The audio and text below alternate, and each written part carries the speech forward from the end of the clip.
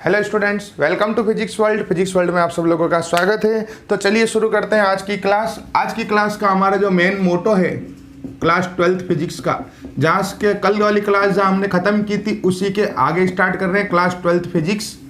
अगर आपको ये कंप्लीट कोर्स ज्वाइन करना है तो आप ये 8875919545 इस पर व्हाट्सएप पर मैसेज कर सकते हैं, कॉल कर सकते हैं। और इस पूरे कोर्स की जो ओनली फीस रखी गई है वो 1100 रुपये यानी 1100 रुपये रखी गई है।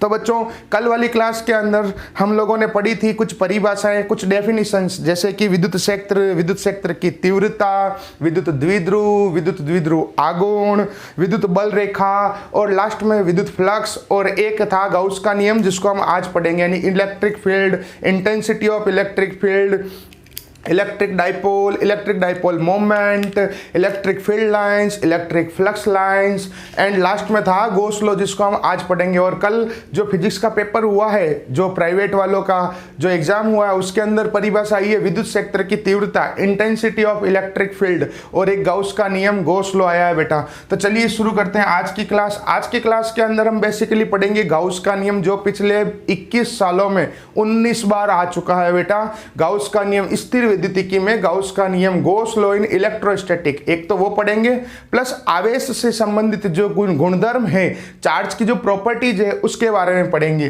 ठीक है, डेली आपको पीडीएफ नोट्स वगैरह सारे मिल रहे हैं। चलिए रफ कॉपी निकाल दीजिए, फेयर नोट्स आपको पीडीएफ अलग से मिलेंगे।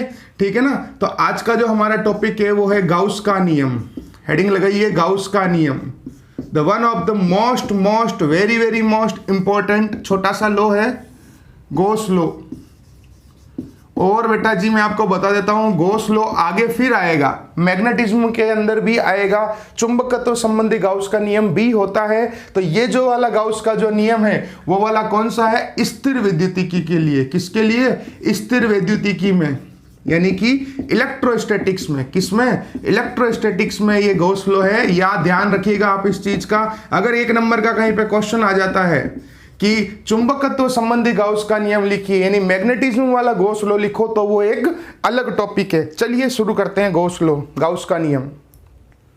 बहुत ही इजी टॉपिक है। तो सबसे पहले मैं आपको इस गाउस का पूरा नाम बता देता हूं, कार्ल फ्रीडरिच गाउस। पूरा नाम क्या है?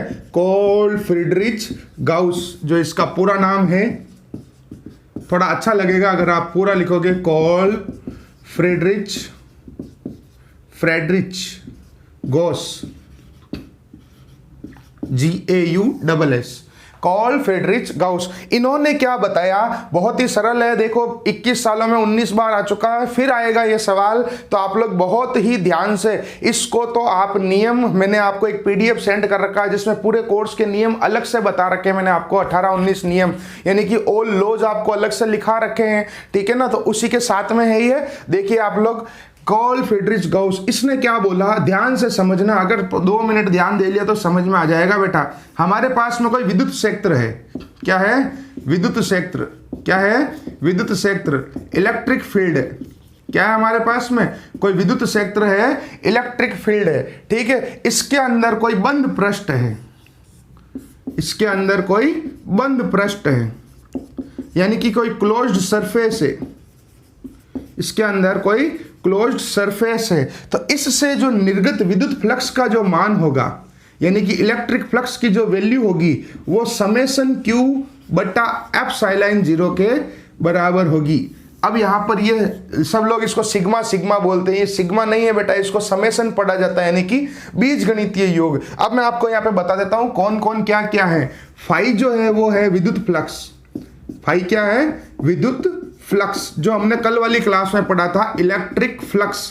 फाई क्या हो गया हमारा? इलेक्ट्रिक फ्लक्स, विद्युत फ्लक्स। समेशन Q, इसको सब सिग्मा क्यू पढ़ते हैं, ये समेशन Q है, यानी कि आवेशों का बीजगणितीय योग।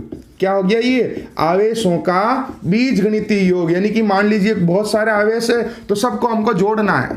ठीक है। अगर बहुत सारे आवेश है तो उनको हमको जोड़ना है। Algebraic sum of total charges, algebraic sum of all charges, ये क्या है? Summation Q, algebraic sum of all charges. और एप्सिलॉन 0, इसे हम कहते हैं निर्वात की विद्युतशीलता। क्या कहते हैं? निर्वात की विद्युतशीलता। इसे हम कहते हैं, ये कूलाम का नियम हम आगे पढ़ेंगे, उसके अंदर ये वर्ड आएगा, वैसे आप लोगों ने पढ़ लिया होगा, वैसे मैंने पहले भी बताया आपको। इसको कहते हैं permittivity of vacuum, permittivity of vacuum. और इसकी जो वैल्यू होती है वो आपको याद रखनी है, एप्सिलॉन जीरो की जो वैल्यू होती है वो होती है हमारे 8.85 into 10⁻⁻12 coulomb square upon newton metre square. क्या वैल्यू होती है एप्सिलॉन जीरो? पहली बात तो एप्सिलॉन जीरो को कहते क्या है? निर्वात की विद्युतशीलता, परमिटिविटी ऑफ वैक्यूम। क्या कहते हैं इसको? निर्वात की विद्युतशीलता कहते हैं, परमिटिविटी ऑफ वैक्यूम कहते हैं इसको हम। और इसकी जो वैल्यू होती है वो होती है 8.85 into 10⁻⁻12 coulomb square upon newton metre square. 8.85 8.85 into 10⁻12 coulomb square बटा न्यूटन मीटर स्क्वायर जो है इसकी वैल्यू होती है, कांस्टेंट है ये। इसके बारे में अभी हम कूलाम का नियम जब पढ़ेंगे, जब वापस से आएगा ये वाली चीज वापस से आएगी। अब मैं आपको एक छोटी सी चीज थोड़ा सा साइड में लेके चलता हूं। कल जो बोर्ड का पेपर हुआ है, जो प्राइवेट स्टूडेंट्स का, ठीक है ना, अगर बोर्ड के एग्जाम होते तो रेगुलर वालों के भी यही पेपर आता। और पहला प्रश्न ये था, मैं आपको बताता हूं, ध्यान से सुनना। थोड़ा सा यहां से हम थोड़ा सा साइड में जाते हैं गाउस के नियम से, थोड़ा सा ध्यान से देखना इधर कि कल एक पहला प्रश्न बोर्ड के अंदर कौन सा आया है। वो ये आया है कि एक गन है या घनाभ है, यानी एक क्यूब है, ठीक है, उसके अंदर n विद्युत द्विध्रुव रखे गए हैं। क्या रखे गए हैं? n विद्युत द्विध्रुव रखे गए हैं, यानी कि n इलेक्ट्रिक डाइपोल्स रखे गए हैं। नंबर ऑफ इलेक्ट्रिक डाइपोल्स कितने हैं? n, मान लीजिए 5 10 जितने भी है, ठीक है ना। तो विद्युत फ्लक्स का मान कितना होगा? इलेक्ट्रिक फ्लक्स की वैल्यू पूछी। तो यहां से मैं एक बार सवाल फिर से रिपीट करता हूं। एक गन में n विद्युत द्विध्रुव रखे गए। अगर आपको कल वाला पूरा पेपर चाहिए तो आप हमें व्हाट्सएप नंबर पर मैसेज करना, मैं आपको सेंड कर दूंगा, ठीक है ना। n विद्युत द्विध्रुव रखे गए हैं, एक गन है, गन घनाभ जैसे माचिस की डिब्बी हो गई, कोई भी बॉक्स हो गया, उसके अंदर n विद्युत द्विध्रुव रखे गए हैं, ठीक है।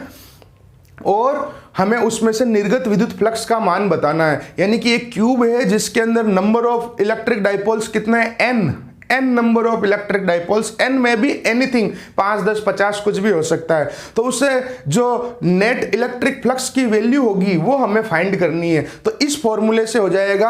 आपको कल वाली क्लास में पता होगा विद्युत द्विध्रुव किसे कहते हैं? -q + q। याद आया? मिनिमम डिस्टेंस 2 है। एक बात बताइए, यहाँ कुल आवेश का मान कितना है बेटा? टोटल चार्ज कितना है? +q - q, total 0। अगर +q में -q जोड़ा जाए या -q में +q ऐड किया जाए तो टोटल 0 ही तो आएगा। यानी कि कुल आवेश का मान विद्युत द्विध्रुव में कितना होता है? 0 होता है। इलेक्ट्रिक डाइपोल में नेट चार्ज कितना होता है? 0 होता है। तो इस समेशन q की वैल्यू होगी बेटा 0 अपॉन एप्सिलॉन 0। और 0 में किसी संख्या का भाग लगाते हैं, 0 में जब किसी नंबर का डिवाइड करते हैं तो आंसर भी 0 आता है। तो उस प्रश्न का उत्तर हो जाएगा 0 0। आ गया समझ में? सिंपल सा क्वेश्चन। हमें एक लाइन आप लोग लिख लीजिए यहाँ पर, ऊपर जो नोट डालते हैं हम लोग कि विद्युत द्विध्रुव में कुल आवेश का मान सदैव 0 होता है। इन electric dipole total charge is always 0। अतः विद्युत फ्लक्स का मान भी 0 होगा, चाहे n हो, चाहे 50 हो, चाहे 500 हो, कुछ भी हो। एक बार फिर से रिपीट कर देता हूं लाइन जो मैंने बोली कि एक विद्युत द्विध्रुव में कुल आवेश का मान, नेट आवेश का मान 0 होता है ना। चाहे अब ऐसे बहुत सारे हो, जितने प्लस उतने माइनस, तो कुल कितना हो गया? 0। यानी कि इन electric dipole net charge is 0। तो टोटल इलेक्ट्रिक फ्लक्स भी कितना हो जाएगा? 0। ये टैग लाइन करके अलग से लिख लीजिए, फिर से क्वेश्चन इसके ऊपर आ सकता है। चलिए आगे बढ़ते हैं फिर से गाउस के नियम की तरफ।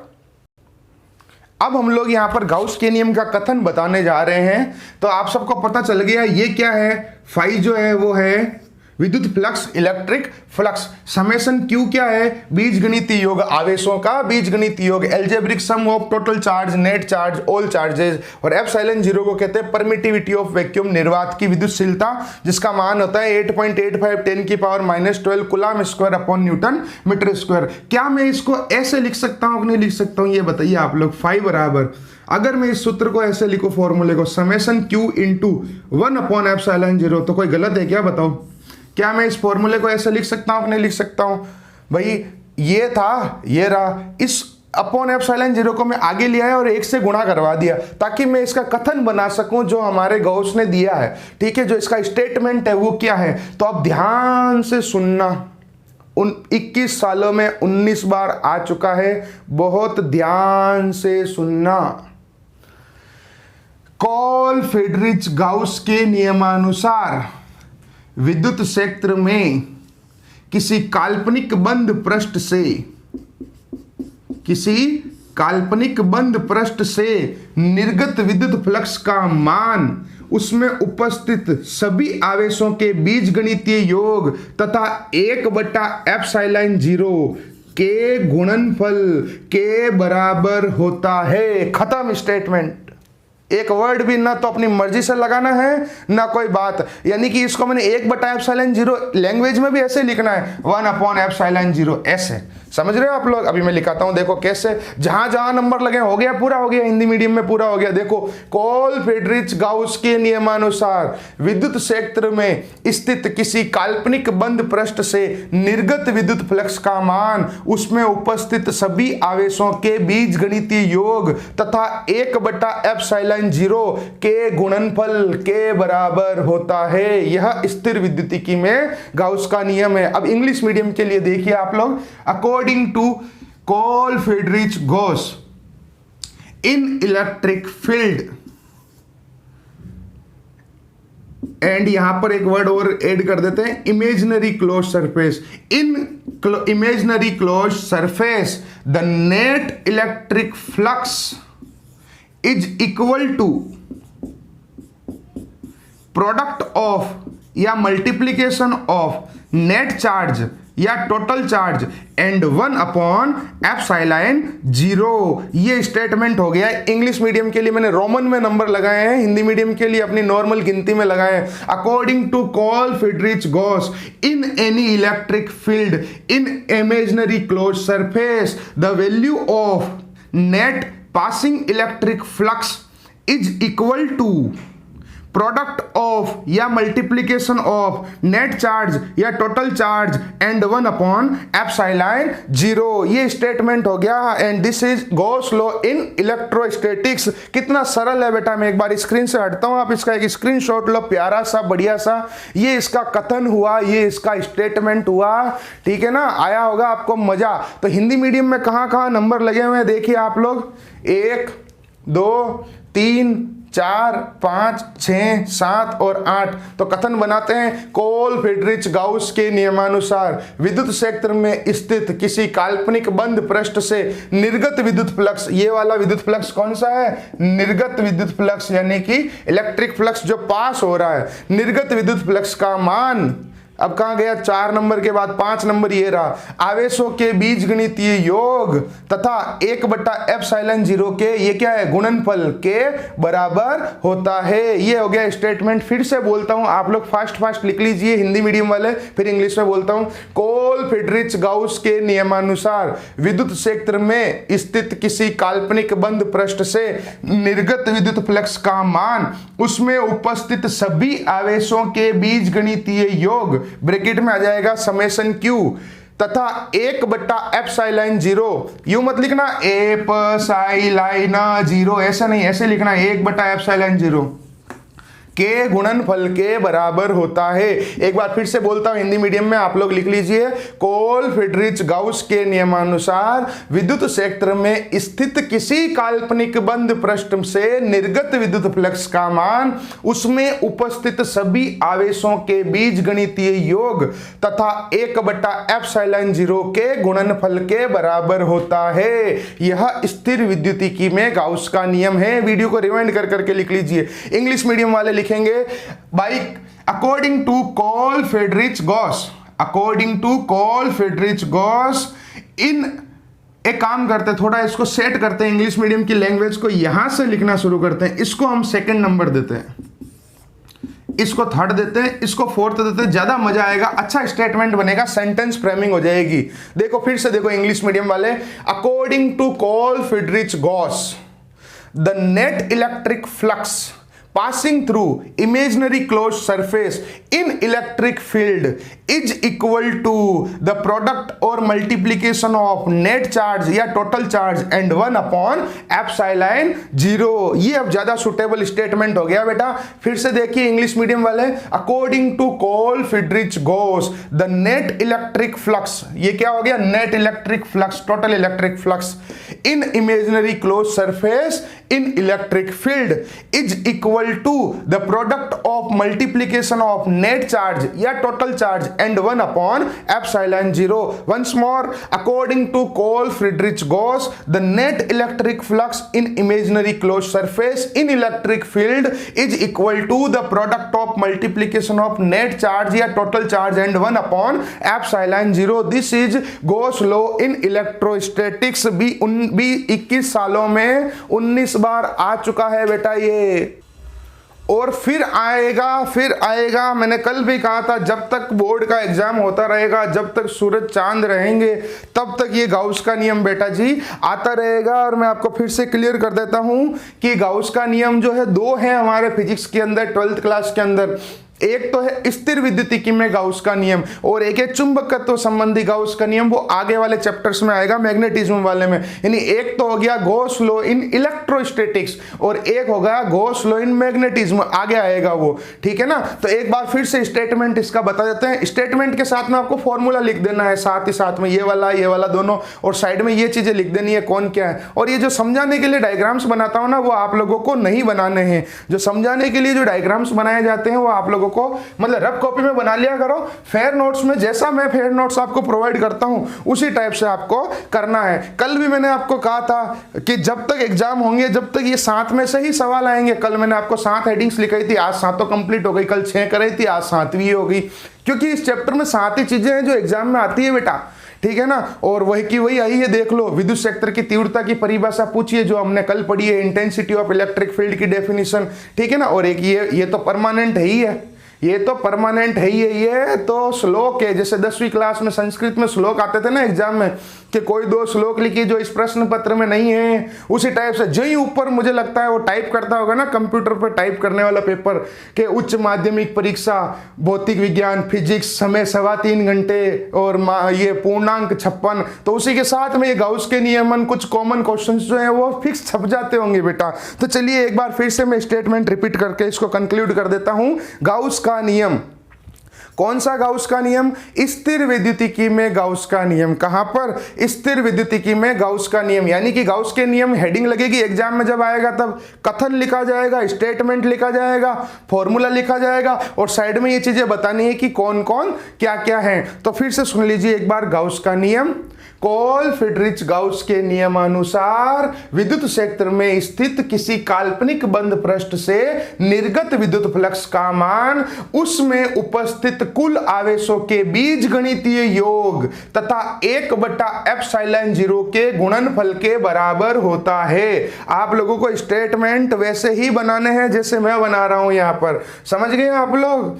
क्या हो गया एक बार फिर से? कोल-फ्रिडरिच गाउस के नियमानुसार विद्युत क्षेत्र में स्थित किसी काल्पनिक बंद पृष्ठ से निर्गत विद्युत फ्लक्स का मान उसमें उपस्थित सभी आवेशों के बीजगणितीय योग तथा 1/ε0 के गुणनफल के बराबर होता है। According to Carl Friedrich Gauss, according to Cole-Friedrich Gauss, the net electric flux passing through imaginary closed surface in electric field is equal to the product of या multiplication of total charge या net charge and 1/ε0। क्या हो गया बेटा statement? According to Cole-Friedrich Gauss, the net electric flux passing through imaginary closed surface in electric field is equal to the product of multiplication of net charge, total charge and 1/ε0।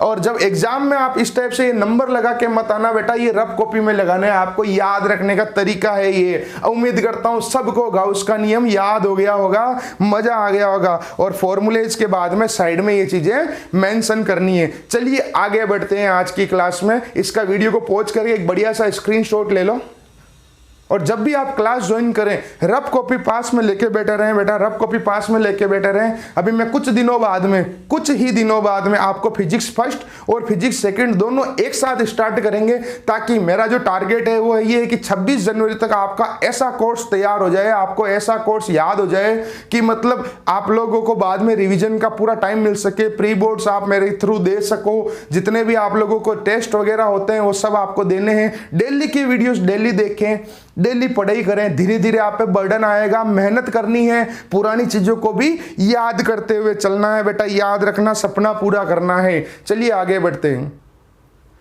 अब हम लोग बात कर लेते हैं आगे की। बेटा इस फीस में आपको इससे बेस्ट फिजिक्स पूरे राजस्थान में नहीं मिलेगी, ये मेरा वादा है। तो आप ज़्यादा सोचे नहीं, बहुत बच्चों ने एडमिशन ले लिया, आप भी मौके चुके नहीं। ओनली 1100 रुपये फीस भरो और पूरा कोर्स ज्वाइन करो बढ़िया अच्छे तरीके से। डेली 1 घंटे का वीडियो भी आपको मिल रहा है। और अभी कुछ ही दिनों के अंदर मैं थोड़ा सा फ्री हो जाऊँ अपने बाकी कामों से, तो मैं आपको फिजिक्स सेकेंड भी एक साथ स्टार्ट करेंगे, ताकि फिजिक्स फर्स्ट सेकेंड दोनों एक साथ चलती रहेगी और डेली 2 घंटे आपको पढ़ाई हो जाएगी, मजा आ जाएगा आप लोगों को। चलिए अब हम बात कर लेते हैं, पहले एक थोड़ी सी 5 मिनट कुछ प्रश्नों की बात कर लेते हैं, छोटे छोटे क्वेश्चंस की, और उसके बाद में हम चलते हैं आवेशों के गुणधर्म, प्रॉपर्टीज ऑफ चार्ज। जैसे मान लीजिए मैं आपको बता देता हूं, आप सबको हमने पहली क्लास में पढ़ाया था, फर्स्ट क्लास में, परसों वाली क्लास में, कि आवेश की जो खोज है वो थेल्स नामक वैज्ञानिक ने की थी 600 ईसा पूर्व, यानी चार्ज जो है उसकी डिस्कवरी की थी थेल्स ने इन 600 बीसी। और आवेश का जो वर्गीकरण किया था, यानी क्लासिफिकेशन जो किया था चार्ज का, वो किया था हमारे बेंजामिन फ्रैंकलिन ने। किसने किया था? बेंजामिन फ्रैंकलिन ने। ये मैंने आपको परसों वाली क्लास में पढ़ाया था, ठीक है ना, इसी यूट्यूब चैनल के ऊपर पढ़ी है क्लास, आप लोग देख सकते हैं। तो यहां पर मैं आपको बता देता हूं कि आवेश सबको पता है, बच्चे बच्चे को पता है कि आवेश जो है, चार्ज जो है 2 प्रकार के होते हैं, टाइप्स जो होती है 2 प्रकार के होते हैं, ठीक है, पॉजिटिव चार्ज और नेगेटिव चार्ज, धनावेश और ऋणावेश, धनावेश और ऋणावेश। अब देखना यहां से क्वेश्चन क्या उठेगा, देखना आप लोग ध्यान से समझना। Positive charge and negative charge सबको पता है। और ये जो वर्गीकरण किया था, ये जो क्लासिफिकेशन किया था, वो किसने किया था? बेंजामिन फ्रैंकलिन ने किया था। किसने किया था? बेंजामिन फ्रैंकलिन ने किया था। किसने किया था? आवेशों का वर्गीकरण बेंजामिन फ्रैंकलिन ने किया था। Benjamin Franklin, Benjamin Franklin, FRA, Franklin, ठीक है। अब मैं यहां पर आपको एक क्वेश्चन लेके चलता हूं, ध्यान से समझना। 2 प्रश्न बोर्ड के एग्जाम में आएंगे, भविष्य में आएंगे। देखिए पहला प्रश्न क्या बनता है इस पे। एक चीज आप लोग हमेशा याद रखिए, एक चीज हमेशा याद रखिए, आपको थाली में रख के सवाल कभी कोई नहीं देगा, ले बेटा कर ले, थोड़ा तो आपको माइंड यूज करना पड़ेगा। समझ गए आप लोग? देखो फिजिक्स के अंदर पढ़ने में बड़ा मजा आता है, आपको सब जगह पढ़ोगे आपको बड़ा मजा आएगा, लेकिन मार्क्स केवल यहाँ आएंगे क्योंकि मैं आपको थ्रू आउट चीजें लेके चलता हूँ यहाँ पर। जैसे पहला प्रश्न है, और सबको पता है समान प्रकृति के आवेशों में क्या होता है? प्रतिकर्षण होता है। सबको पता है ना, ये चीज तो बेसिक की चीज है, ये तो 6ठी क्लास की चीज है। यानी कि सेम चार्ज लाइक चार्जेज में रिपल्सन होता है, और अनलाइक चार्जेज में, यानी कि इस प्लस माइनस में, माइनस प्लस में क्या होता है? आकर्षण होता है, अट्रैक्शन होता है। ये चीज हमें बहुत अच्छे से पता है, ठीक है। और लाइक चार्जेज में, यानी कि सेम मैग्नीट्यूड के चार्जेज में, समान आवेश में क्या होता है? प्रतिकर्षण होता है। अब यहां पर आप देखना, यहां पर प्रश्न क्या है कि यदि Q1 dot Q2 greater than 0 हो तो बल कौन सा लगेगा, ये आपको बताना है। Means if Q1 dot Q2 greater than 0 then force कौन सा लगेगा, आपको बताना है, आइदर अट्रैक्शन और रिपल्सन। और दूसरा क्वेश्चन ये हो गया, यदि Q1 डॉट Q2, ये सवाल बोर्ड के अंदर आएगा एक दिन, मैं आपको कह देता हूं, लेस देन 0 हो तो बल की प्रकृति क्या होगी यानी नेचर कैसा होगा फोर्स का। If Q1 dot Q2 less than 0 then force कौन सा लगेगा। अब आपको दिमाग लगाना है बेटा, और दिमाग तो क्या लगाना है, छोटी सी चीज है, बस ध्यान देना है इधर। जो मैं आपको समझाने जा रहा हूं उसको आप लोगों को केवल और केवल ध्यान देना है। एक कॉमन सेंस की चीज है।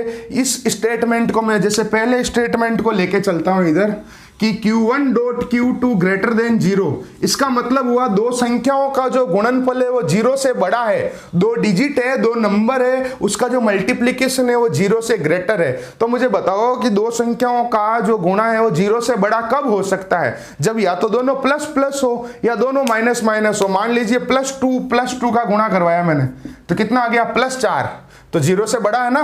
अगर मैंने -2 का गुणा करवाया तो भी माइनस माइनस प्लस हो गया, तो +4 आता है गुणा। ये चीज तो पता होगी, माइनस माइनस प्लस होता है गुणा के अंदर, ठीक है ना, मल्टीप्लीकेशन के अंदर। तो यहां पर इसका मतलब ये कंडीशन सेट हो रही है इस पहले के अंदर। अब आप मुझे बताओ, प्लस प्लस कौन सा बल, प्रतिकर्षण, रिपल्सन। माइनस माइनस कौन सा बल, कौन सा फोर्स, रिपल्सन, प्रतिकर्षण। इसका मतलब जब Q1 dot Q2 greater than 0 होगा तो बल की प्रकृति कैसी होगी, प्रतिकर्षण बल लगेगा। कैसा लगेगा, प्रतिकर्षण बल लगेगा, रिपल्सन फोर्स लगेगा। क्या लगेगा, नेचर कैसा होगा उसका, रिपल्सन। याद रखना ये क्वेश्चन बैठेगा, एक दिन एग्जाम में जरूर आएगा जी। अगर ऑब्जेक्टिव इस बार आए, अभी तक ऐसा कुछ डिसाइडेड नहीं है, फिर अगर ये लंबा चलता है कुछ जैसे हर साल चल रहा है 2-3 साल से, तो हो सकता है कि ये क्वेश्चन उठ जाए इस टाइप से, और 1 मार्क्स के अंदर भी क्वेश्चन आ सकते हैं। कल की मैं आपको घटना बताता हूं। एक उदयपुर वाटी का एक स्टूडेंट है, उसने ये वाला कोर्स मेरे से 1 महीने पहले लिया था। तो पिछले साल वाला जो कोर्स था मैंने उसको दिया आपको, तो मैं उससे आपकी बात करवा दूं, स्क्रीनशॉट भेज दूं। उसने इतना लंबा थैंक यू लिख के भेजा। वो लड़का 3 साल से लगातार फेल हो रहा है, ठीक है, मैं उसको जानता भी नहीं। उसने 1-1.5 महीने पहले ही कोर्स लिया, और कल वो कह रहा है सर मेरे 40 से 45 मार्क्स के बीच में एग्जैक्ट राइट हैं, क्योंकि जो मैंने उसको पढ़ाया 1-1.5 महीने में पूरा उस पर ध्यान दिया, ठीक है ना, और जो उसने सीखा। और कल लास्ट तक, कल उसका एग्जाम था 2:45 बजे से 5 बजे तक, उसी ने वो पेपर मुझे सेंड किया था। 5:15 साढ़े 5 बजे कल शाम को उसका मैसेज आता है कि सर ये रहा पेपर, और सीधा फोन करके कि sir thank you very much. तब जब दिल में सेटिस्फेक्शन होता है कि चलो जिस इंसान ने मुझे कभी देखा नहीं, वो जो 3 साल से फेल हो रहा है, वो आज मेरी वजह से पास छोड़ के 40-45 के एग्जैक्ट राइट करके आता है, वो भी 1 महीने के अंदर। तो बेटा बहुत बड़ी बात है। इसका मतलब उसने भी मेहनत की, मैंने भी मेहनत की, इसका मतलब दम उसमें पहले भी था। उसको जो है साइड से जो एक्स्ट्रा चीजें मिलने चाहिए थी, जो माहौल मिलना चाहिए था, वो नहीं मिल पा रहा था। मुझे याद है कल भी वो लड़का बस में बैठा बैठा मुझे फोन कर रहा था कि सर अब छोटे छोटे क्वेश्चंस की प्रैक्टिस करवा दो। तो कुछ छोटे छोटे क्वेश्चंस की प्रैक्टिस भी मैंने उसको करवाई। तो देखिए बेटा, ऐसा कैसा आपका दिन भी आने वाला है, बहुत ही जल्दी आप लोगों का एग्जाम भी हो जाएगा। और यही कि ये सारे क्वेश्चन फिक्स हैं बेटा, फिक्स पैटर्न है हमारे बोर्ड का। बस तुम तो बस पढ़ते जाओ, ध्यान देते जाओ। दूसरी कंडीशन को अगर मैं लेके दूसरी कंडीशन को अगर मैं यहां पे कंसीडर करूं, कौन सी वाली, ये वाली, Q1 dot Q2 less than 0, Q1 dot Q2 less than 0। इसका मतलब दो संख्याओं का जो गुणनफल है वो 0 से छोटा है। दो नंबर का, 2 डिजिट का जो मल्टीप्लीकेशन है वो 0 से लेस है। इसका मतलब क्या हो गया कि दो संख्याओं का गुणा 0 से छोटा कब हो सकता है, जब एक प्लस हो और एक माइनस हो। इन दोनों का गुणा करवाओ, देखो +2 - 2 -4, -2 + 2 +4। इसका मतलब क्या हो गया बच्चों यहाँ पर कि यहाँ पर इन दोनों का गुणा जो है वो 0 से छोटा आ रहा है, 0 से लेस देन आ रहा है। अब बताओ प्लस और माइनस में कौन सा बल, आकर्षण का, अट्रैक्शन का। माइनस और प्लस में कौन सा बल, कौन सा फोर्स, ये रहा माइनस प्लस, अट्रैक्शन, आकर्षण। इसका मतलब अगर Q1 dot Q2 less than 0 है, अगर Q1 dot Q2 less than 0 है तो बल की प्रकृति कैसी होगी, फोर्स कैसा होगा। एक काम करते हैं, इस बोर्ड को थोड़ा पसीने से पोंछते हैं, जब मजा आएगा। ठीक है, देखिए ये है असली मेहनत, ठीक है। अब Q1 dot Q2 less than 0 हो तो बल की प्रकृति होगी आकर्षण की। कैसी होगी, आकर्षण की प्रकृति होगी, अट्रैक्शन फोर्स लगेगा। तो ये 2 प्रश्न आपके सामने एक्स्ट्रा में हो गए हैं। इन दोनों को आप वीडियो को पॉज करके स्क्रीनशॉट लेके नोट कर लीजिए। अब हम आपको लेके चलते हैं आवेशों के गुणधर्म की तरफ, प्रॉपर्टीज ऑफ चार्ज की तरफ आपको लेके चलते हैं। वीडियो को पॉज कीजिए, स्क्रीनशॉट लीजिए, इसको नोट कीजिए, फिर हम आगे बढ़ते हैं। दोनों ही इंपॉर्टेंट क्वेश्चन है बेटा। अब देखिए आगे, आवेशों के गुणधर्म, हेडिंग लगा लीजिए, आवेशों के गुणधर्म, आवेशों के गुणधर्म, properties of charge, properties of charge. इसके ऊपर भी एक छोटा क्वेश्चन कभी आ सकता है। मेनली तो जो 7 चीजें मैंने अभी तक आपको पढ़ाई है वो हर बच्चे को याद होनी चाहिए इस चैप्टर के अंदर, वहां से क्वेश्चन तो आएगा ही आएगा। प्रॉपर्टीज ऑफ चार्ज के अंदर, प्रॉपर्टीज ऑफ चार्ज के अंदर बेसिकली पहली जो प्रॉपर्टी है वो है आवेश का संरक्षण, आवेश का संरक्षण। अगर एग्जाम में कहीं 1 नंबर का सवाल अटता है तो आप लोगों को इनके अंदर 2-2 4-4 लाइंस लिखनी है जो मैं आपको बता रहा हूं। फर्स्ट है कंजर्वेशन ऑफ चार्ज, पहला, फिर एक एक को चुन चुन के पढ़ते हैं। पहला कौन सा हो गया, कंजर्वेशन ऑफ चार्ज, आवेश का संरक्षण। दूसरा है हमारा आवेश की योज्यता, आवेश की योज्यता, एडिटिविटी ऑफ चार्ज। क्या है दूसरा? Additivity of charge. Second property है हमारी एडिटिविटी ऑफ चार्ज। तीसरा है हमारा आवेश का क्वांटीकरण। तीसरी जो प्रॉपर्टी है वो है आवेश का क्वांटीकरण, क्वांटाइजेशन ऑफ चार्ज। थर्ड जो प्रॉपर्टी है that is quantization of charge. और चौथी जो प्रॉपर्टी है जो आपके कोर्स में नहीं है, इसका मतलब मोस्ट इंपॉर्टेंट हो गई, समझ गए ना, बुक में नहीं है एनसीईआरटी में, लेकिन मोस्ट इंपॉर्टेंट है, ये आरबीएससी की बुक के अंदर थी। चौथी वो हो गई आवेश की निश्चरता। आवेश की निश्चरता, invariance of charge. Invariance of charge. जल्दी से आपको चारों के बारे में मैं आपको डिटेल्स बता देता हूं, क्या क्या है, जो भी है कंप्लीट डिटेल्स आपको बता देता हूं। इनवेरियंस ऑफ चार्ज, ये चार प्रॉपर्टीज है। पहले तो आप चारों के नाम लिख लीजिए फटाफट से, चारों के नाम लिख लो वीडियो को पॉज करके फटाफट, फास्ट फास्ट फास्ट। कई बार ये क्वेश्चन भी आ जाता है बेटा कि आवेशों के कोई दो गुणधर्म लिखिए, यानी कि right any two properties of charge. हालांकि ऐसा कभी आया नहीं है, बहुत पहले आया है, 2004 के अंदर ये क्वेश्चन आया है ऐसा, लेकिन फिर भी हाँ आ सकता है, कोई दिक्कत नहीं है। तो ये हमारे पास में आवेशों के जो गुणधर्म है, आवेशों की जो प्रॉपर्टीज है, चार्ज की जो प्रॉपर्टीज है वो है, पहली तो है आवेश का संरक्षण, आवेश की योज्यता, आवेश का क्वांटीकरण या क्वांटम प्रकृति। एक ही बात है, आवेश की क्वांटम प्रकृति, आवेश की क्वांटम प्रकृति, क्वांटम नेचर ऑफ चार्ज। और चौथी हो गई हमारी आवेश की निश्चरता, इनवेरियंस ऑफ चार्ज। पहली कौन सी है? आवेश का संरक्षण, कंजर्वेशन ऑफ चार्ज। सेकंड है हमारे पास में आवेश की योज्यता, एडिटिविटी ऑफ चार्ज। सेकंड कौन सी है? थोड़ा पसीना पोंछ लेते हैं, एडिटिविटी ऑफ चार्ज। और थर्ड है आवेश का क्वांटीकरण, क्वांटम, आवेश की क्वांटम प्रकृति, क्वांटाइजेशन ऑफ चार्ज। और चौथी है आवेश की निश्चरता, इनवेरियंस ऑफ चार्ज। अब यहां पर सबसे पहले शुरुआत करने से पहले एक ब्रांडेड क्वेश्चन आपको बता देता हूं, और ये जो जो छोटे छोटे प्रश्न आपको बताए जाते हैं ना, उनको आपको याद करने हैं। अब यहां पर जो छोटा प्रश्न बनने जा रहा है वो यह है कि आवेश के क्वांटीकरण की पुष्टि किस प्रमुख प्रयोग द्वारा हुई थी? By which major experiment quantization of charge is being verified या बीइंग प्रूव्ड? आप लोग प्रश्न लिखिए, मैं बोलता हूं, एक प्रश्न लिखिए यहीं पे नोट डाल के बॉक्स के अंदर, और जब भी आप वीडियो देखें रफ कॉपी पास में रखें, पढ़ते रहें, सीखते रहें, ठीक है ना। आज की एक स्पेशल बात बताता हूँ। रात को 3 बज के लगभग 35-36 मिनट हो रहे होंगे, एक बच्चे का मैसेज आता है कि सर कल का जो पेपर था उसमें से 3 क्वेश्चन मैंने कर लिए।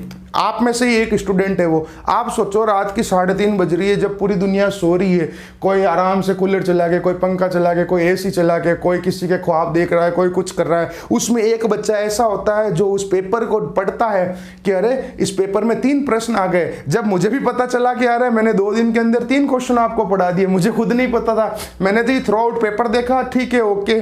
उस बच्चे ने मुझे बताया कि सर ये फर्स्ट क्वेश्चन भी आपने पढ़ा दिया। मैंने कहा वेरी गुड बेटा। तो ऐसे बच्चे ही हमेशा आगे बढ़ते हैं। तो यहां पर प्रश्न आप लोग लिखिए कि आवेश के क्वांटीकरण की पुष्टि किस प्रमुख प्रयोग द्वारा हुई है? आवेश के क्वांटीकरण की पुष्टि किस प्रमुख प्रयोग द्वारा हुई है? By which major experiment quantization of charge is being proved? By which experiment the quantization of charge is being proved? और उस प्रश्न का जो उत्तर है वो ये है, इसकी जो पुष्टि हुई है, वेरिफिकेशन जो हुआ है, वेरीफाइड जो ये हुआ है, इस प्रश्न का जो उत्तर है वो है, हाँ आप में से कुछ लोग बोले हैं वही है, मिलिकन तेल बूंद प्रयोग। क्या नाम है उसका? मिलिकन तेल बूंद प्रयोग, Millikan oil drop experiment, Millikan oil drop experiment. उस प्रयोग का नाम क्या है? मिलिकन तेल बूंद प्रयोग द्वारा आवेश के क्वांटीकरण की पुष्टि हुई है, ठीक है ना। आवेश का क्वांटीकरण दिया किसी और ने है, लेकिन उसको सिद्ध किसने किया है? मिलिकन नामक वैज्ञानिक ने तेल बूंद प्रयोग, ऑयल ड्रॉप एक्सपेरिमेंट से। तो सीधी सीधी बात, प्रश्न क्या था? आवेश के क्वांटीकरण की पुष्टि किस प्रमुख प्रयोग द्वारा हुई? तो उसका आंसर हो जाएगा मिलिकन तेल बूंद प्रयोग। सीधा याद रखें, कोई लफड़ा नहीं इसके अंदर। By which major experiment quantization of charge is being proved? तो उसका आंसर हो जाएगा मिलिकन ऑयल ड्रॉप एक्सपेरिमेंट। चलिए शुरू करते हैं, एक एक को चुन चुन के पढ़ते हैं। पहली जो है हेडिंग लगाइए फिर से, आवेश का संरक्षण। आवेश का संरक्षण, ठीक है, कंजर्वेशन ऑफ चार्ज। अगर ये एग्जाम में क्वेश्चन आता है 1 नंबर के अंदर, तो आप लोगों को क्या लिखना है मैं आपको सीधा सीधा बता देता हूं। थ्रो आउट लाइनें लिखनी है कि समस्त ब्रह्मांड के अंदर कुल आवेश जो है वो संरक्षित है, ठीक है ना। यानी आवेश को ना तो हम उत्पन्न कर सकते हैं, ना ही आवेश को नष्ट कर सकते हैं। केवल आवेश को एक रूप से दूसरे रूप में, या फिर एक वस्तु से दूसरे वस्तु में, एक रूप से दूसरे रूप में नहीं, एक वस्तु से दूसरी वस्तु में स्थानांतरित कर सकते हैं। अर्थात ब्रह्मांड का समस्त आवेश क्या है? संरक्षित है, नियत है। ये हमको इसके अंदर लिखना है। क्या लिखना है इसके अंदर? The total charge of universe is constant. It means charge cannot be created, charge cannot be destroyed, charge can only transfer from one substance to another substance या one body to another body। ये line तो मैंने बोली, हाँ, लेकिन अभी जब मैं न्यूमेरिकल करवाऊंगा ना, जब देखना आप लोग, उसके अंदर हम आवेश को तोड़ेंगे, चार्ज को डिवाइड करेंगे। इस टाइप से कुछ क्वेश्चंस हैं, ध्यान रखना आप। फिर से सुन लीजिए, आवेश का संरक्षण, सीधी सीधी 4 लाइन लिखनी है। अगर 1 नंबर का सवाल अटता है तो 1-2 बार फिर से सुन लीजिए। आवेश के संरक्षण के अंदर हमें ये लिखना है कि ब्रह्मांड का समस्त आवेश नियत रहता है, ठीक है ना। यानी आवेश को ना तो उत्पन्न किया जा सकता है, आवेश को ना तो नष्ट किया जा सकता है, आवेश को केवल एक वस्तु से दूसरी वस्तु में स्थानांतरित किया जा सकता है। यह आवेश के संरक्षण का नियम है। इंग्लिश मीडियम में क्या लिखेंगे? द टोटल चार्ज या net charge of whole universe is constant, so charge cannot be created, charge cannot be destroyed, charge can only transfer from one substance to another substance। इसी के साथ में एक छोटा सा एग्जांपल भी आप वहीं पे ही दे दीजिए। जैसे मान लीजिए कि आवेश का, चलो जाने दो एग्जाम्पल को जाने दो, अभी फालतू एक्स्ट्रा के चक्कर में हमेशा लाइफ में यही होता है बेटा, हम कुछ एक्स्ट्रा करने के चक्कर में रहते हैं, उस एक्स्ट्रा के चक्कर में सब गड़बड़ हो जाती है। जैसे एक सब्जी बनती है, सब्जी के अंदर हम धनिया डालते हैं, गरम मसाला डालते हैं, एक्स्ट्रा करने के चक्कर में, उस एक्स्ट्रा के चक्कर में उसकी ऐसी तैसी हो जाती है, पता ही नहीं चलता, चटनी बन गई। समझ गए आप लोग? तो एक्स्ट्रा के चक्कर में नहीं पड़ना है आपको, जो मेन कंटेंट है वो आपको लिखना है। एक बार फिर से बोलता हूं, आप लोग लिख लीजिए फटाफट से कि ब्रह्मांड का समस्त आवेश नियत है, अर्थात आवेश को ना तो उत्पन्न किया जा सकता है और आवेश को ना ही नष्ट किया जा सकता है। आवेश को केवल एक वस्तु से दूसरी वस्तु तक आसानी से स्थानांतरित किया जा सकता है। इसे आवेश संरक्षण का नियम कहते हैं। इंग्लिश मीडियम में क्या लिखेंगे? The net charge of total all universe या whole universe is constant, so charge can not be created, charge can not be destroyed, charge can only transfer from one substance to another substance. This is the conservation of charge. फिर से देख लो, आप लोग कहीं पीछे रह गए तो वीडियो को रिवाइंड करके देख लो। आवेश को ना तो उत्पन्न किया जा सकता है, आवेश को ना तो नष्ट किया जा सकता है, आवेश को केवल एक वस्तु से दूसरी वस्तु तक स्थानांतरित किया जा सकता है। अतः हम ये कह सकते हैं कि ब्रह्मांड का समस्त आवेश जो है वो नियत है। यानी the whole charge of universe is constant, so charge can not be created, charge can not be destroyed, charge can only transfer from one substance to another substance. दूसरा जो है हमारा आवेश की योज्यता, दूसरा जो गुण है वो है आवेश की योज्यता, एडिटिविटी ऑफ चार्ज। इसके ऊपर न्यूमेरिकल आ सकता है, ध्यान से समझना, आप छोटा सा क्वेश्चन पढ़ सकता है। एडिटिविटी ऑफ चार्ज, इसके अंदर कुछ नहीं है बेटा, बहुत सिंपल है एडिटिविटी ऑफ चार्ज। इसका स्टेटमेंट क्या है वो भी 2 मिनट में बताता हूं। पहले आपको इसके ऊपर कुछ सवाल बता देता हूं। कुछ नहीं है, सारे आवेशों को जोड़ना है, नाम से पता चल रहा है। एडिटिविटी, एडिशन करना है, योज्यता यानी योगफल करना है, हमको जोड़ना है। आई बात समझ में? किस टाइप से? बहुत सिंपल है। मान लीजिए कोई निकाय है, तंत्र है, सिस्टम है। ध्यान रखना कौन सा सिस्टम है, विलगित निकाय है। क्या है ये, विलगित निकाय, आइसोलेटेड सिस्टम। आपको पता होगा 11th क्लास में मैंने आपको पढ़ाए थे 3 तरह के तंत्र, खुला निकाय, बंद तंत्र, विलगित निकाय, ठीक है ना। Open system, close system and isolated system. Isolated होता है बाहर से ना तो कुछ ले सकते हैं ना ही कुछ अंदर से बाहर आ सकता है। ये जनरल मीनिंग है, अब इसके बारे में ज्यादा इसके बारे में बात नहीं करेंगे। कोई विलगित निकाय है, आइसोलेटेड चार्ज है, +2q, या चलो थोड़ा सिंपल तरीके से +2 कूलाम +4 कूलाम, तो टोटल आवेश कितना हो गया, कुल चार्ज कितना हो गया, 6 कूलाम हो गया। अब यहाँ पे -3 कूलाम, तो जोड़ दो, देखो 4 और 2 हो गए 6 में से 3 गए तो 3, इसका मतलब यहाँ पे नेट चार्ज कितना हो गया, टोटल चार्ज 3 कूलाम हो गया। आई बात समझ में। इसे कहते हैं आवेश की योज्यता, एडिटिविटी ऑफ चार्ज, यानी कि सबको जोड़ना है, हमको सबको जोड़ना है। अभी देखना इसके ऊपर मैं ट्विस्ट लेके आऊंगा 2 मिनट तक। पहले इसको सिंपल भाषा में ये करते हैं कि किसी भी विलगित निकाय में कुल आवेश का मान उसमें उपस्थित सभी आवेशों के बीजगणितीय योग के बराबर होता है। ये हो गई, इसे कहते हैं आवेश की योज्यता।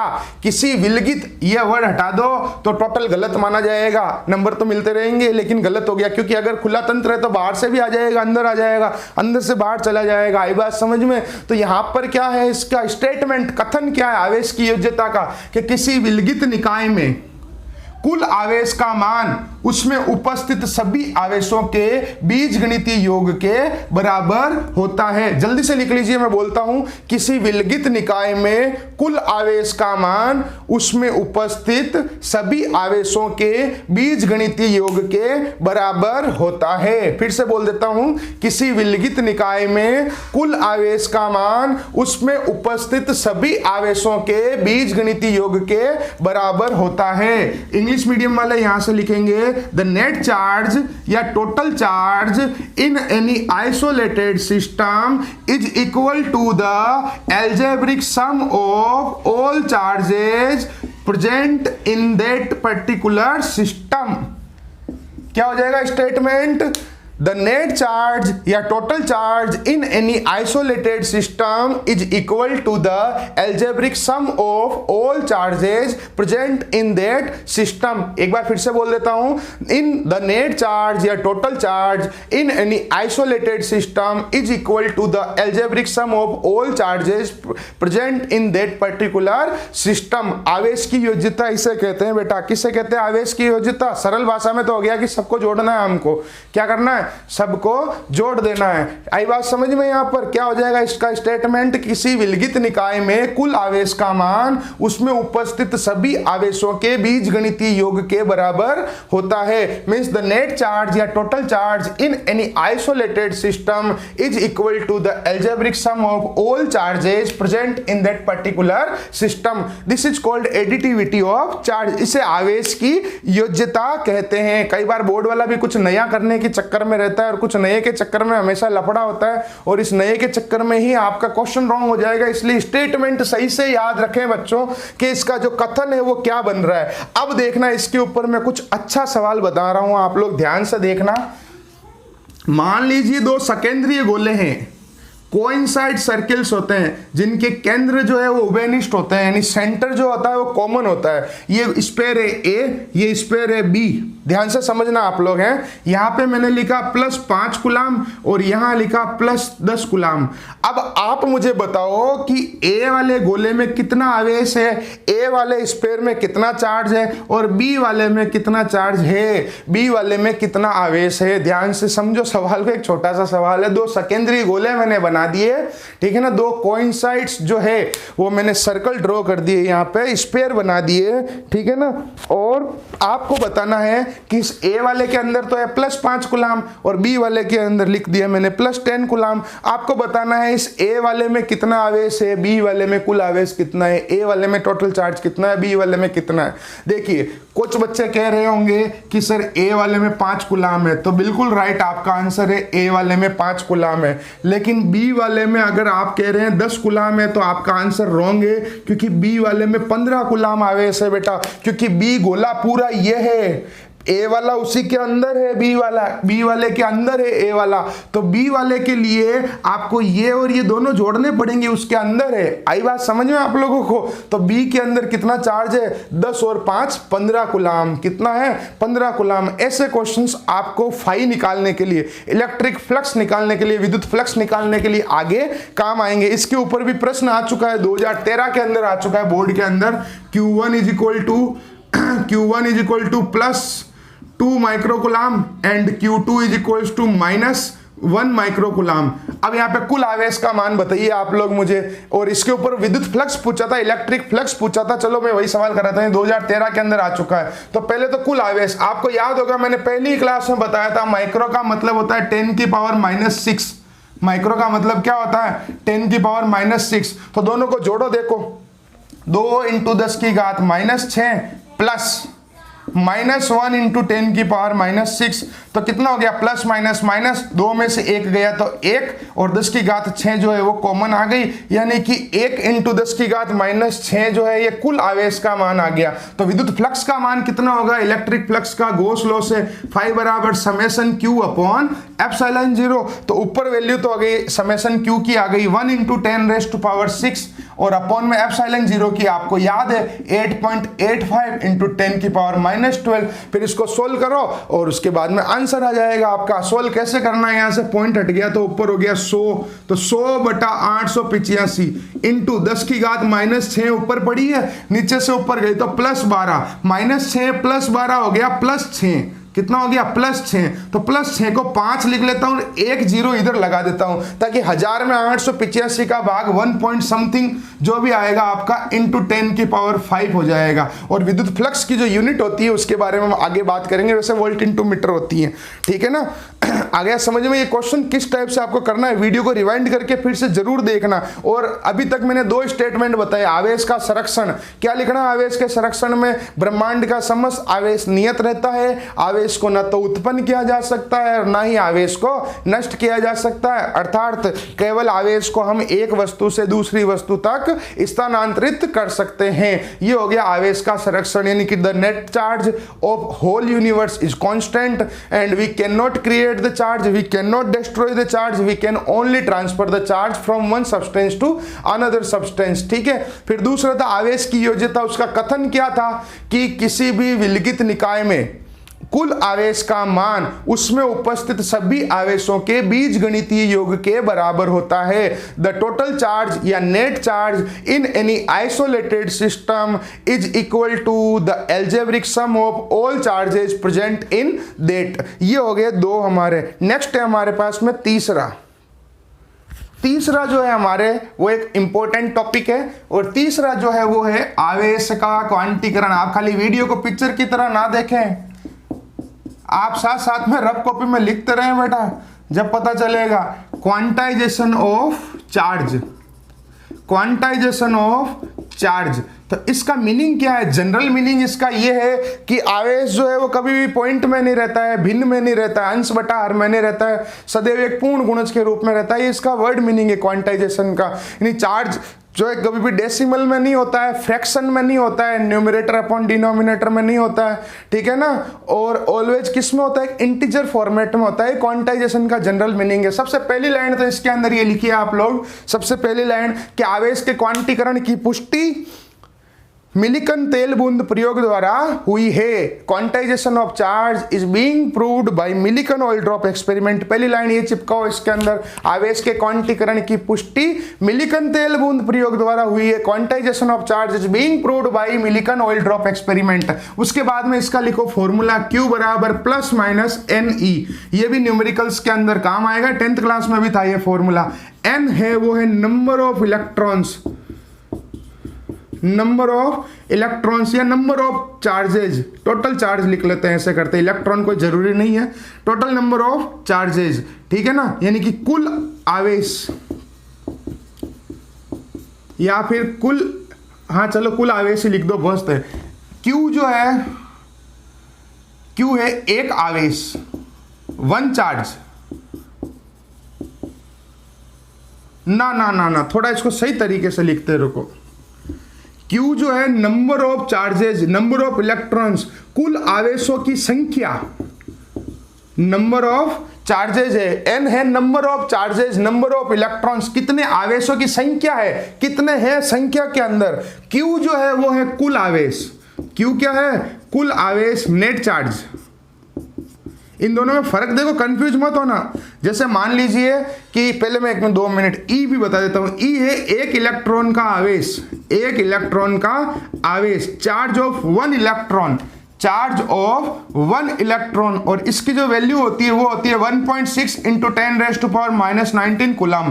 कितनी होती है एक इलेक्ट्रॉन का मान, 1.6 गुणा 10⁻⁻19 कूलम। अब यहां पर आप ध्यान से समझिए, क्यू क्या है, कुल आवेश है, कुल आवेश, टोटल चार्ज। एन है कुल आवेशों की संख्या, नंबर ऑफ टोटल चार्जेस, कितने हैं उतने, और ई है एक इलेक्ट्रॉन का आवेश, यानी कि चार्ज ऑफ 1 इलेक्ट्रॉन, और इसकी वैल्यू होती है 1.6 इंटू 10⁻⁻19 कूलम। मान लीजिए आपको कह दिया गया है कि 5 इलेक्ट्रॉन है हमारे पास में, तो कुल आवेश कितना होगा। मान लीजिए आपके पास 5 इलेक्ट्रॉन्स है, नंबर ऑफ इलेक्ट्रॉन्स तो हो गए 5, तो 5 को मल्टीप्लाई कराओ 1.6 इंटू 10⁻⁻19 से, तो टोटल चार्ज आ जाएगा। मान लीजिए आप 10 लोग हैं, सबके पास 10-10 रुपए हैं, तो टोटल कितने हो गए, 100 रुपए हो गए ना, उस हिसाब से। यानी कि अब इसका स्टेटमेंट क्या लिखना है आपको, इसका स्टेटमेंट यह लिखना है कि आवेश सदैव एक पूर्ण गुणज के रूप में रहता है। कैसा रहता है, पूर्ण गुणज के रूप में रहता है। Charge is always in integer form, charge is always in integer form. आवेश सदैव एक पूर्ण गुणज के रूप में रहता है, आवेश सदैव एक पूर्ण गुणज के रूप में रहता है। लिखिए आप लोग, आवेश सदैव एक पूर्ण गुणज के रूप में रहता है। आवेश कभी भी दशमलव के रूप में नहीं रहता है तथा आवेश कभी भी भिन्न के रूप में नहीं रह सकता है।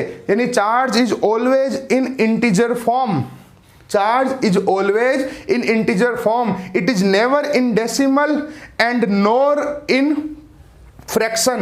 Charge is always in an integer form, charge cannot be in decimal and charge cannot be in fraction, यानी न्यूमरेटर अपॉन डिनोमिनेटर। ये हो गया इसका स्टेटमेंट और ये फॉर्मूला, और इसकी पुष्टि किस प्रमुख प्रयोग द्वारा हुई है, मिलिकन तेल बूंद प्रयोग द्वारा हुई है। मिलिकन ऑयल ड्रॉप एक्सपेरिमेंट से इसका प्रूव हुआ है। उम्मीद करता हूं सबको समझ में आया होगा। थर्ड वाला एक बार फिर से बोल देता हूं, क्या लिखना है, आवेश के क्वांटीकरण के अंदर 3 ही लाइन लिखनी है। आवेश सदैव एक पूर्ण गुणज के रूप में रहता है, आवेश कभी भी दशमलव के रूप में नहीं रहता है, आवेश कभी भी भिन्न के रूप में नहीं रहता है। Charge is always in integer form, it is not in decimal, it is not in fraction, it is always in integer form, यानी पूर्ण गुणज के रूप में रहता है। ठीक है, और ये फॉर्मूला लिख के Q बराबर plus minus n e. N है नंबर ऑफ चार्जेस या नंबर ऑफ इलेक्ट्रॉन्स, कुल आवेशों की संख्या या कुल इलेक्ट्रॉनों की संख्या, और Q है कुल आवेश, नेट चार्ज, टोटल चार्ज, और E है एक इलेक्ट्रॉन का आवेश, चार्ज ऑफ 1 इलेक्ट्रॉन। अभी यहां पर एक छोटा सा प्रश्न आपको मैं पूछ लेता हूं जो कि 10th क्लास का है और जो 12th क्लास में भी आ सकता है, और वो क्वेश्चन ये है कि एक कूलम आवेश में कितने इलेक्ट्रॉन होते हैं। प्रश्न लिखिए, प्रश्न लिखो, एक कूलम आवेश में कितने इलेक्ट्रॉन होते हैं। How many electrons are there in 1 coulomb charge, how many electrons are there in 1 coulomb charge. फिर से बोल देता हूं, सवाल जल्दी से लिख लीजिए, फिर चौथा भी पढ़ना है हमको। क्या है, आवेश एक कूलम आवेश में इलेक्ट्रॉनों की संख्या ज्ञात कीजिए, या एक कूलम आवेश में कितने इलेक्ट्रॉन पाए जाते हैं, होते हैं। ठीक है ना, how many total number of electrons present in 1 coulomb of charge. इसका मतलब Q की वैल्यू दे दी है 1 कूलम, एक कूलम। n जो है वो आपको पूछा है, और E की वैल्यू आपको घर से याद है 1.6 इंटू 10⁻⁻19।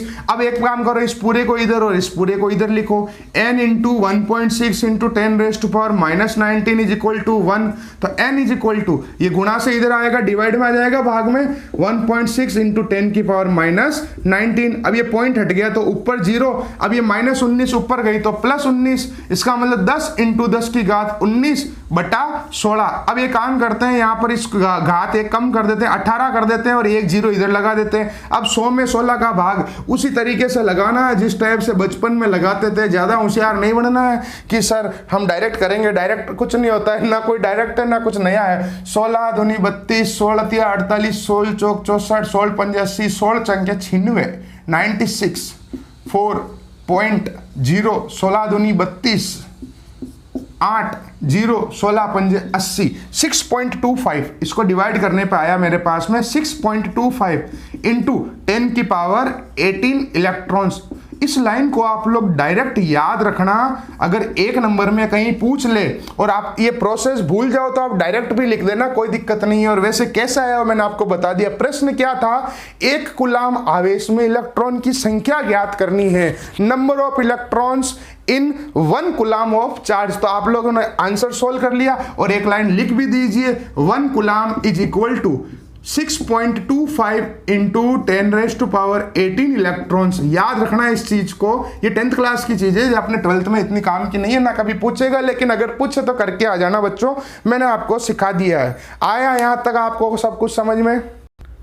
अब बात आती है आवेश की निश्चरता, invariance of charge. This is also very most important. वैसे ये आपके एनसीईआरटी में नहीं है लेकिन इस पे क्वेश्चन आ सकता है, तो इसको हम करेंगे कल। अब 2 मिनट आप लोग ध्यान से देखना है, इधर समराइज करते हैं, मार्कर रख देते हैं। अभी ये लास्ट जो 5 मिनट होते हैं वो मोस्ट इंपॉर्टेंट होते हैं, इसलिए आपको एक लास्ट के 5 मिनट मिस नहीं करना है। ये मिस कर दिया तो सब खत्म हो गया। यानी कि आप कंप्यूटर में कुछ डाटा टाइप करते हैं, फिर लास्ट में सेव करते हैं कि नहीं करते हैं। जब ये सेव वाला बटन अभी चल रहा है तो लास्ट 5 मिनट आप लोग जरूर ध्यान देवें। देखें इधर, और ज्यादा से ज्यादा बच्चों तक ये वीडियो शेयर करें और उनको बोलें कि कोर्स ज्वाइन करें, पढ़ाई करें, बोर्ड के एग्जाम इस बार कैंसिल नहीं होंगे। तो आज की क्लास में मैंने शुरुआत की थी गाउस का नियम, तो फटाफट से मैं बोल देता हूं गाउस के नियम का कथन। गॉस लॉ इन इलेक्ट्रोस्टैटिक, कौन सा, स्थिर विद्युतिकी का गाउस का नियम। तो कोल फ्रीडरिच गाउस के नियमानुसार, कोल फ्रीडरिच गाउस के नियमानुसार विद्युत क्षेत्र में स्थित किसी काल्पनिक बंद पृष्ठ से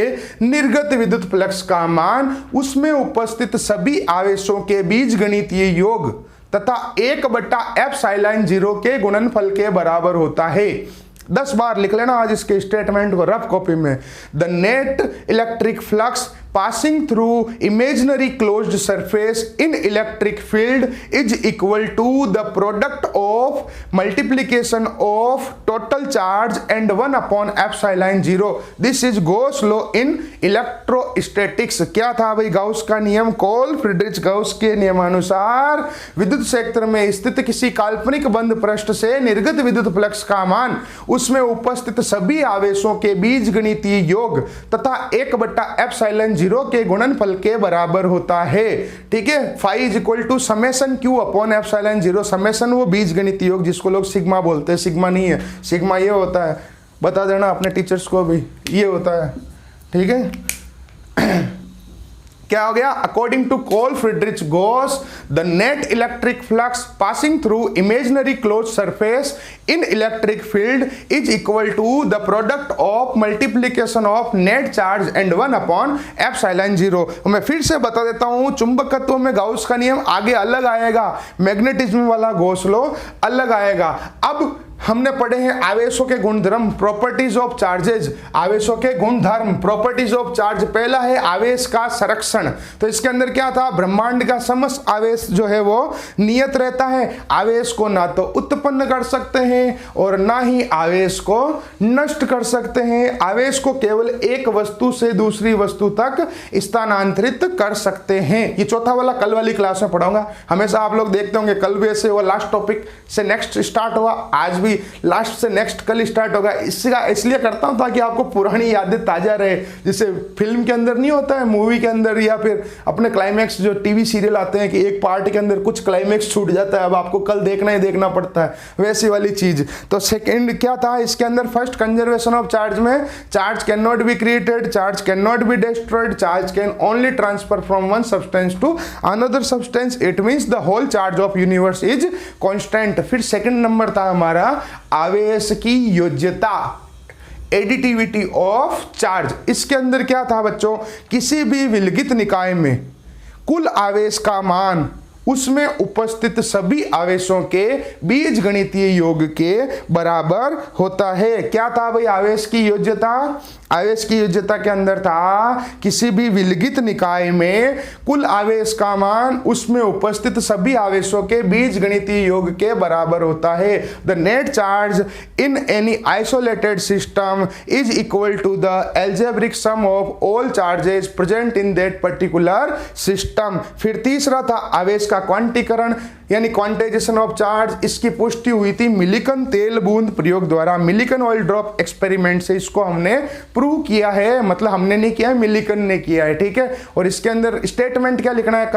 कथन ये लिखना है कि आवेश सदैव एक पूर्ण गुणज के रूप में रहता है। आवेश को जो है कभी भी दशमलव के रूप में नहीं रह सकता है, भिन्न के रूप में नहीं रह सकता है, यानी charge is always in integer form, it is not in decimal, not in fraction. और इसकी पुष्टि किस प्रमुख प्रयोग द्वारा हुई है? मिलिकन तेल बूंद प्रयोग द्वारा हुई है, मिलिकन ऑयल ड्रॉप एक्सपेरिमेंट। और सबसे लास्ट में एक कूलाम में कितने इलेक्ट्रॉन होते हैं? 6.25 इंटू 10 की घात 18 इलेक्ट्रॉन, 6.25 इंटू 10 की घात 18 electrons. 1 coulomb is equal to 6.25 into 10 की पावर 18 इलेक्ट्रॉन्स। ओके बेटा, all the best, thank you, bye bye.